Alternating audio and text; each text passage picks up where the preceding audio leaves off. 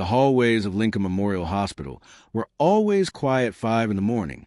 The fluorescent lights hummed softly overhead as Thomas Hayes pushed his cleaning cart down the long corridor of the pediatric wing. His uniform was faded but clean, his hands weathered from 40 years of mopping floors and emptying trash bins. At 72 years old, Thomas moved a little slower than he used to, but he never missed a day. Not one. Not in 4 decades. Most people walked past Thomas without seeing him. To the doctors in their white coats, to the nurses rushing between rooms, to the families consumed by worry. He was invisible. Just a janitor. Just the man who cleaned up after everyone else went home. But Thomas didn't mind. He had learned long ago that the most important work often goes unseen. Every morning, Thomas would begin his rounds on the 4th floor, the children's cancer ward. It was the hardest floor in the hospital, but it was also where Thomas believed he was needed most. He would move quietly from room to room, careful not to wake the sleeping children.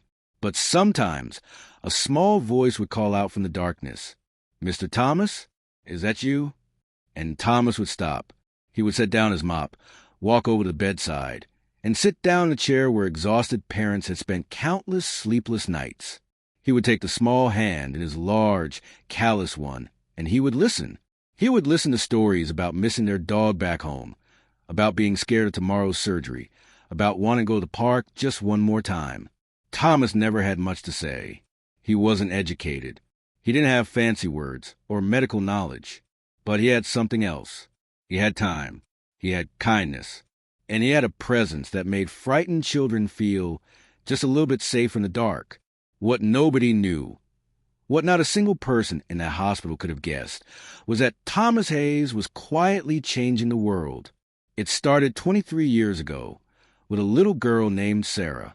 She was 6 years old, fighting leukemia, and she had been in the hospital for 3 months. Her parents worked 2 jobs just to keep up with the medical bills, and they couldn't always be there at night. Sarah was terrified of the dark, terrified of being alone. Thomas found her crying one night during his rounds. Her small body was shaking under the thin hospital blanket, tears streaming down her pale cheeks. He sat with her that night, and the next night, and the night after that. He would tell her stories about his own childhood, about the farm where he grew up, about the baby rabbits he used to find in the hay barn.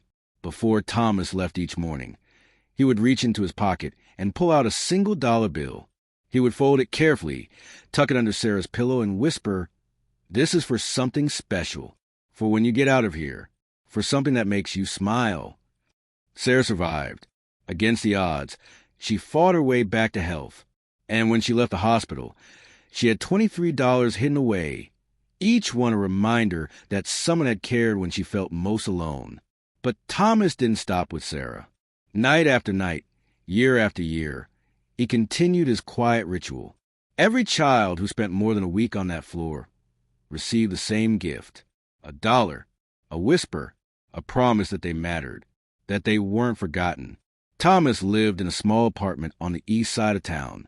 He had never married, never had children of his own. His salary was modest, barely enough to cover rent and groceries. But every single paycheck, Thomas set aside money for his children.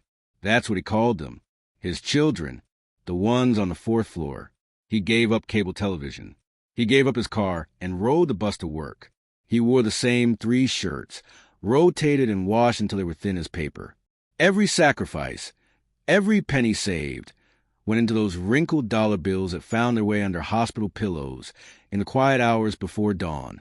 The years passed. Thomas grew older. His back ached from a mop. His knees complained on the stairs. But he never stopped. $1 at a time. One child at a time. One moment of hope in the darkest night. He never told anyone. Not his coworkers. Not his supervisor. Not even the children themselves knew that the janitor who mopped their floors was spending his entire life savings, $1 at a time, to remind them they were loved. And then, one cold morning in November, Thomas didn't come to work. The nurses noticed first. The floors on the 4th floor weren't cleaned. The familiar squeak of his cart never echoed down the halls.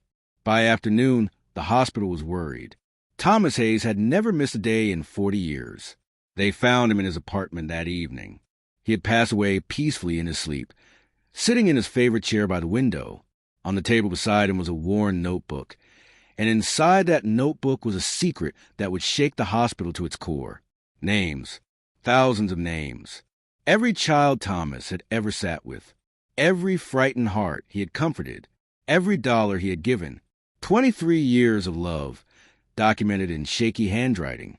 There were 43,712 names in that notebook. 43,000 children. $43,000. His entire life savings, given away one moment of hope at a time. The hospital staff stood in Thomas's small apartment and wept. They had worked beside him for decades, and they had never truly seen him. This man who cleaned their floors had been doing the work of angels, and not one of them had noticed. But the story doesn't end there. The hospital held a memorial service for Thomas Hayes. They expected maybe a dozen people to attend. The janitor who kept to himself. The quiet man in the faded uniform. But on that gray Saturday morning, something extraordinary happened. They came by the hundreds, by the thousands. They filled the hospital chapel, the hallways, the parking lot. Young adults who had been sick children years ago. Parents who remembered the kind man who sat with their babies. Doctors and nurses whose own children had been touched by Thomas's secret ministry. And they came with stories. Sarah, the little girl with leukemia, was now 29 years old. She was a pediatric nurse at the same hospital where Thomas had worked. She stood before the crowd with tears streaming down her face and told them how those $23 had given her hope, how she had saved every single bill, how she had become a nurse because a janitor had shown her what it meant to truly care. A young man named Michael spoke about how Thomas had sat with him through 19 surgeries, how those crumpled dollar bills had helped him believe he would live long enough to use them. He was now a teacher, and he kept one of Thomas's dollars framed on his classroom wall. One after another, they shared their stories. The businessman who donated a hospital wing in Thomas's honor. The artist who painted because Thomas had encouraged her to dream. The father who learned patience and kindness from a man who mopped floors. 43,000 small moments. 43,000 seeds of hope planted in the darkness. And now, those seeds had grown into forests. The hospital established the Thomas Hayes Foundation that day. Every person in attendance contributed. By the end of the week, they had raised over $2 million. Money that would continue Thomas's work. Money that would help families who couldn't afford to stay with their sick children. Money that would ensure no child on the fourth floor ever felt alone at night. But more than the money, more than the foundation or the memorial plaque they hung in the hospital lobby, Thomas Hayes left behind something infinitely more valuable. He left behind the memory that every single person matters, that the smallest acts of kindness, repeated with faithfulness and love, can change the entire world. That you don't need a title or a degree or wealth to make a difference. You just need a willing heart and hands ready to serve. Thomas Hayes mopped floors for 40 years. The world saw a janitor, but heaven saw a hero who changed a million lives, one quiet moment at a time. And somewhere in the early morning hours, if you listen carefully in the halls of Lincoln Memorial Hospital, you might still hear the gentle squeak of a cleaning cart and the whisper of a voice saying, "This is for something special, for something that makes you smile." Because love like that, love like Thomas Hayes gave, never really dies. It just keeps growing, one heart at a time, one small act of kindness at a time, forever.